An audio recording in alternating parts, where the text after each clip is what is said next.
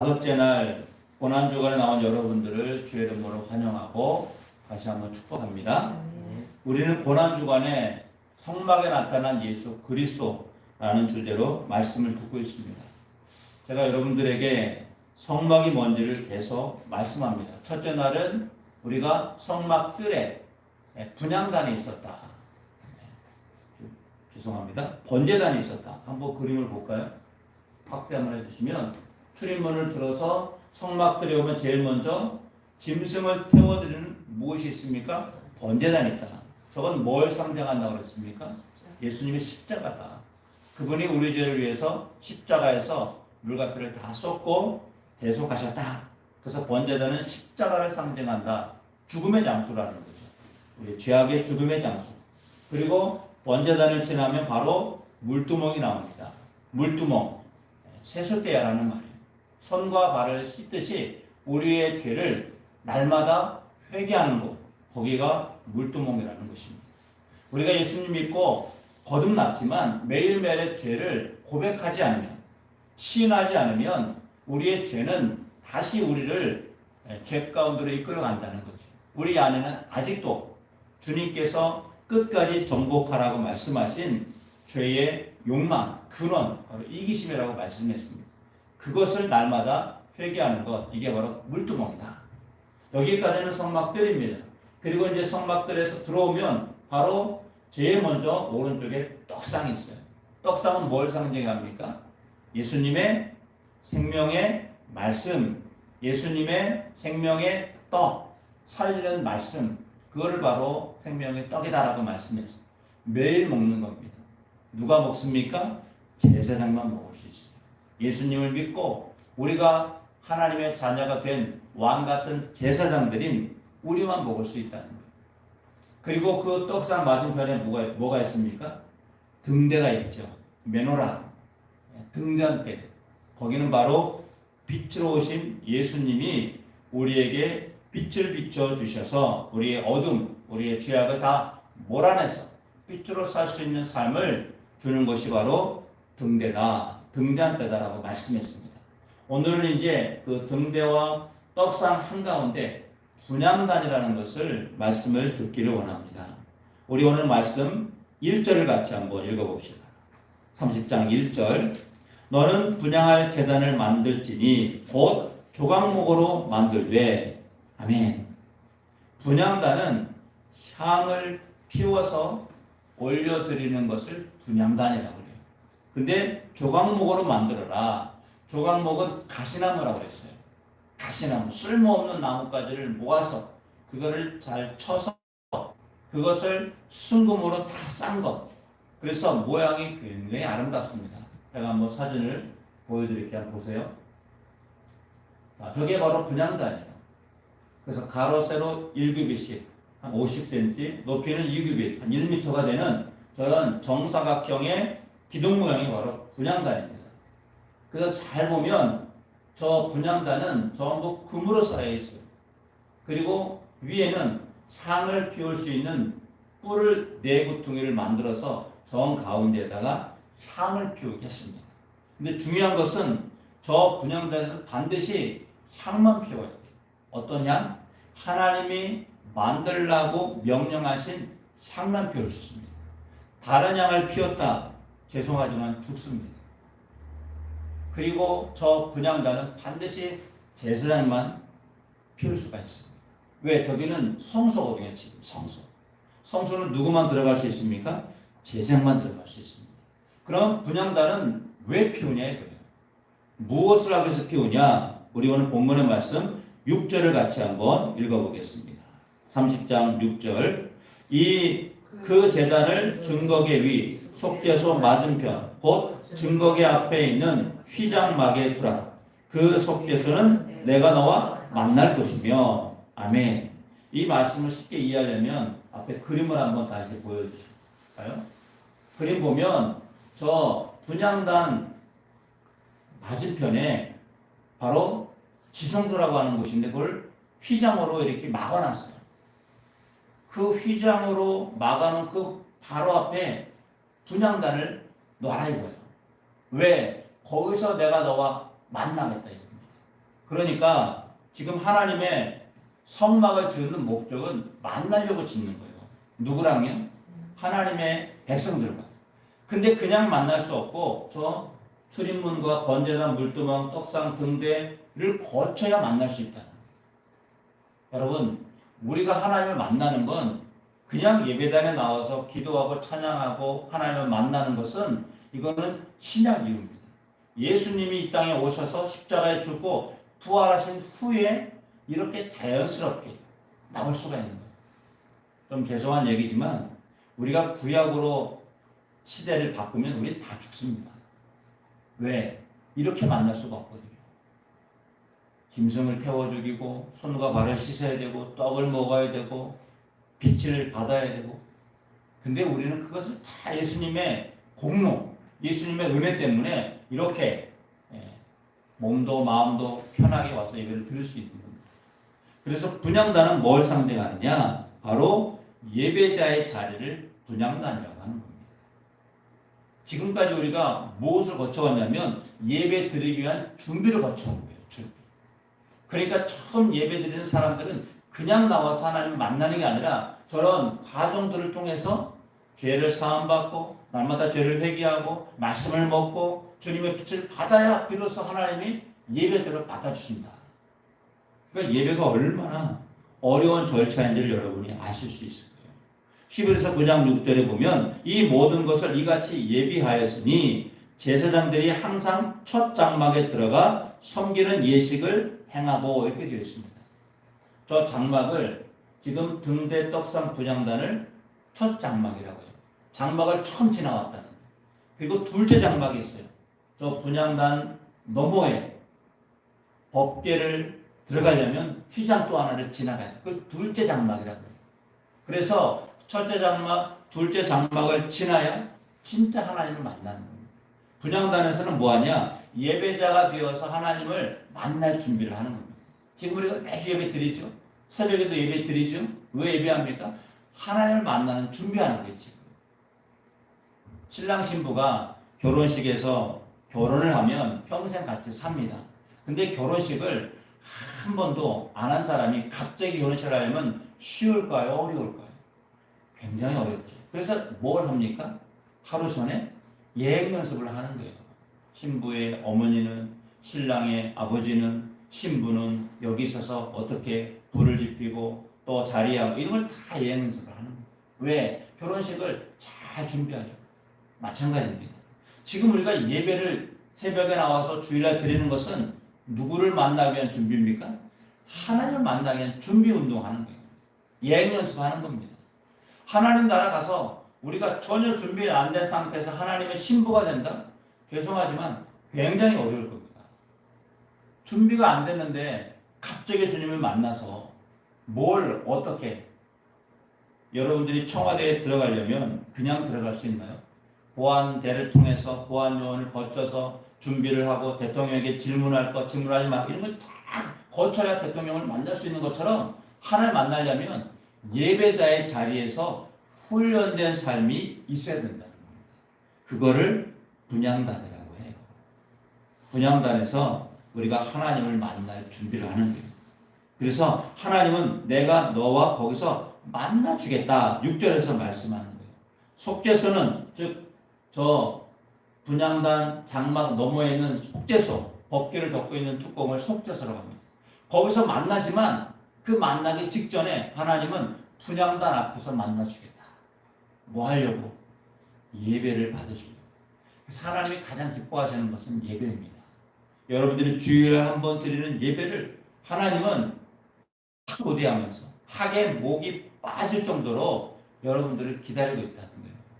그런 예배자로 살아가시기를 주의 이름으로 축복합니다. 그런데 예수님은 어떤 예배를 드리려고 말씀하시느냐? 요한복음 4장 24절에 가보시면 하나님은 영이시니 예배하는 자가 영과 진리로 예배할지니라.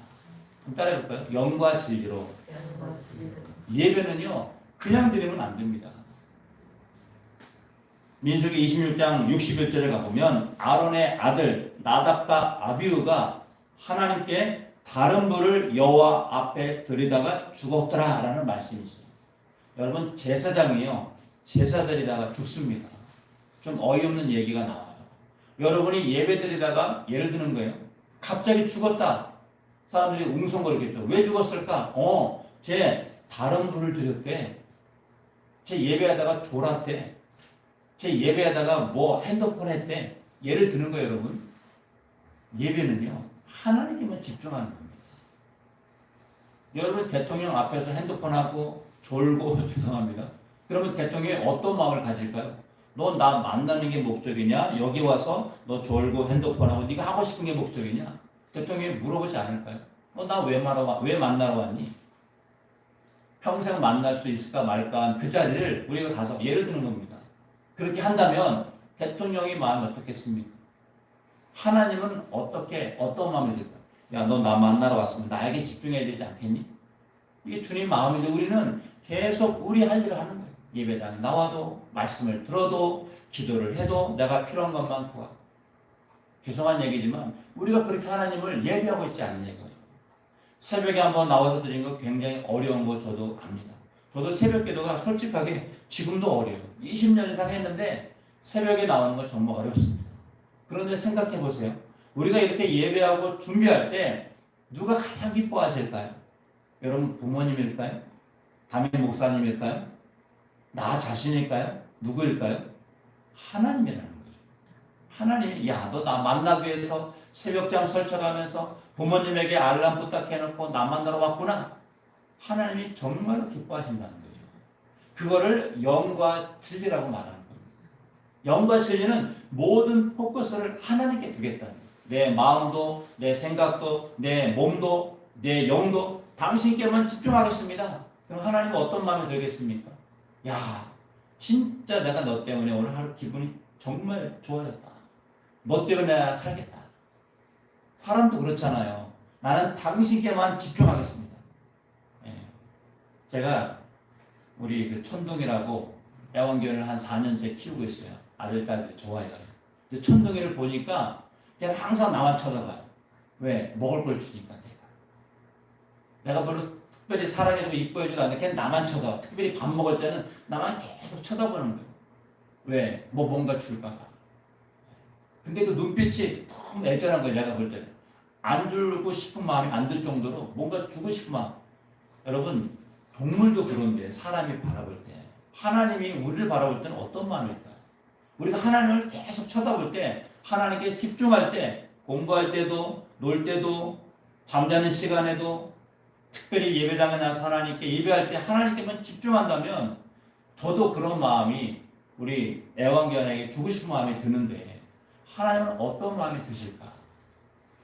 하나님은 영과 진리로 예배하는 자를 가장 기뻐 받아 주신다는 것을 믿으시길 축복합니다. 그래서 거기는요 예배의 자리라는 거예요. 어디 가요?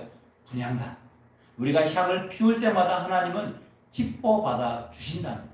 그래서 예배는 동시에 기도의 자리입니다. 한번 따라해볼까요? 기도의 자리.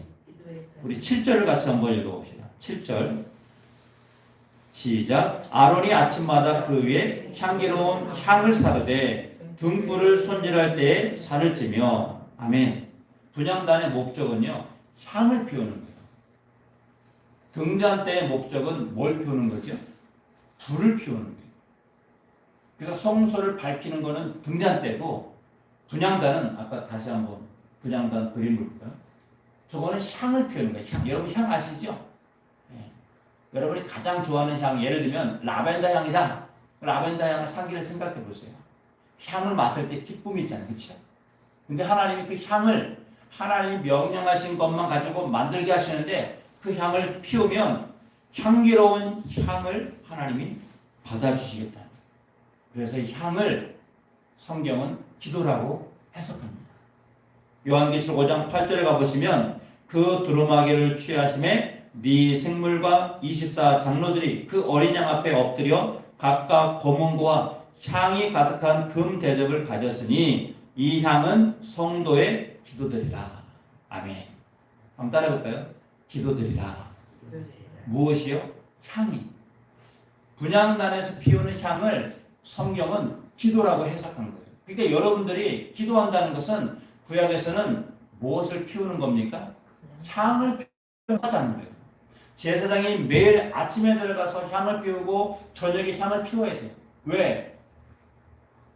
기도하는 거 똑같다니까. 여러분이 아침에 기도하든 저녁에 기도하든 지금은 아무 때나 기도하지만 구약에는 반드시 아침 저녁에만 향을 피우게 되어 있습니다. 하나님은 시간을 정해놓고 기도하라는 거예요. 근데 우리는 지금 시간도 안 정해놓고 언제나 기도하잖아요.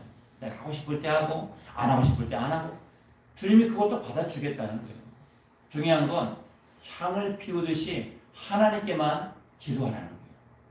다른 향을 피운다면 하나님은 받지 않겠다는 거죠. 다른 향이 뭡니까? 내가 마음대로 드리는 거예요. 우리가 기도를 드린다는 것은 결국 기도의 대상은 하나님이 된다는 겁니다. 그러니까 내가 필요한 것을 구하는 건 맞지만 하나님께 기도하는 것이기 때문에 하나님의 수준에 맞춰야 된다는 거예요. 제가 촌둥이를 아무리 사랑하고 이뻐해도 촌둥이가 먹을 수 있는 걸 줘야지. 그렇잖아요? 예를 들면 바나나를 주고 치킨을 주고 또 뭐 스파게티를 주고 이런 걸 주면 애완견들에게는 안 좋다고 하더라고요. 왜? 그걸 소화를 못한다는 거예요. 그 수준에 맞는 음식을 줘야 돼요.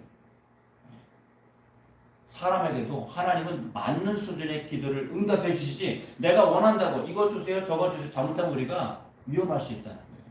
그래서 우리의 수준이 아니라 하나님의 수준에서 기도하라는 거예요. 하나님이 기뻐하시는 걸 구하면 하나님은 우리에게 필요한 것을 너에게 주겠다. 그래서 기도는 분향단에서 드리는 기도는 하나님이 기뻐하시는 기도를 드리는 것, 이게 바로 분향단이라는 것이죠. 여러분 새벽에 나와서 기도할 때 다 구할 수 있습니다. 하나님 다 들으셔요. 중요한 건 응답은 하나님 수준에 맞아야 된다는 거예요. 왜? 우리가 가장 잘 구할 것을 하나님이 더 알고 계셔요. 제가 애들을 키워보니까 애들에게 필요한 것을 그때 그 나이 1살 때, 10살 때, 15살 때, 20살 때 그때 필요한 것들이 다 다릅니다. 20살짜리에게 너 죽만 주셔보세요. 죽 먹고 힘을 낼까요? 1살짜리에게 여러분 스파게티 사주고 치킨 사줘보세요. 소화 못 시킵니다. 그 수준에 맞는 기도를 하나님이 들어주시도록 우리가 하나님의 수준에 맞는 기도의 자리로 나가라는 거예요. 그래서 분향단은 예배의 자리고 기도의 자리고 또 하나는 찬양의 자리입니다. 우리 9절도 같이 한번 읽어봅시다. 9절 너희는 그 위에 다른 양을 사르지 말며 언제나 소제를 드리지 말며 전제의 수를 붓지 말며 아멘. 분향단에서는 다른 양을 피우면 안 됩니다. 다른 양 케토레트 자라라는 말입니다. 히브리어로 케토레트 자라라는 말은 자기를 드러내는 것을 다른 양이라고 합니다. 기도나 찬양은 내 만족과 기쁨을 위해서 드리면 안 된다는 것입니다. 기도가 중요하고 내가 구할 건 맞지만 하나님의 뜻과 하나님의 마음에 맞는 기도와 찬양을 드리라는 거예요. 노래가 아무리 좋아도 하나님이 가요를 부르고 트로트를 부르고 짬뽕을 부르고 죄송합니다. 이런 노래들을 하나님이 받기를 원치 않다는 거예요. 하나님은 찬양을 받으시기 원합니다. 찬양이 뭐죠? 누구를 기쁘시게 하는 거예요? 하나님 기쁘게 하는 거예요. 가요나 트로트 이런 것들은 하나님이 그걸 듣고 야, 너 노래 참 잘한다. 내 마음이 흡족하다. 그렇지 않다는 거예요. 그건 내 만족을 위해서 부르는 거고. 내가 힘들고 외롭고 기분이 좋을 때 트로트도 가요도 근데 하나님은 그런 것보다는 찬양을 받으신다는 거예요. 여러분 찬양을 늘 주님께만 드리시기를 축복합니다. 나를 위한 기쁨, 나를 위한 만족으로 드리는 기도, 찬양, 죄송하지만 그것은 다른 향이라고 말씀하시죠. 아론의 아들 나답과 아비후가 다른 불을 드렸을 때 아까 말한 것처럼 다른 불, 자기의 만족으로 예배를 드렸을 때 하나님은 안 받으시고 구약에서는 죽이셨다는 겁니다. 우리에겐 충격적인 말씀이지만 하나님은 질서와 뜻과 계획 가운데 받으시겠다는 거예요. 오늘은 저희들이 분향단을 통해서 하나님께 나아가야 된다는 거예요. 그래서 분향단은 떡과 빛으로 오신 예수님을 통해서 예수님의 이름을 통해서 하나님을 예배하는 자리. 거기가 분향단입니다. 우리는 지금까지 5개의 성막을 거쳐왔습니다. 번제단, 물두멍, 떡상, 등잔, 그리고 부장단. 이 5가지는 결국 예배로 하나님을 만나자는 거예요. 기도와 찬양으로 만나자는 거예요. 그럼 하나님 거기서 만나주겠다는 거예요. 우리 6절을 다시 한번 같이 읽고 마치겠습니다. 6절 시작. 그 제단을 증거계 위 속죄소 맞은편 곧 증거계 앞에 있는 휘장 밖에 두라. 그 속죄소는 내가 너와 만날 것이며. 아멘. 하나님을 예배자로, 기도자로, 찬양을 드리는 자로 만나시기를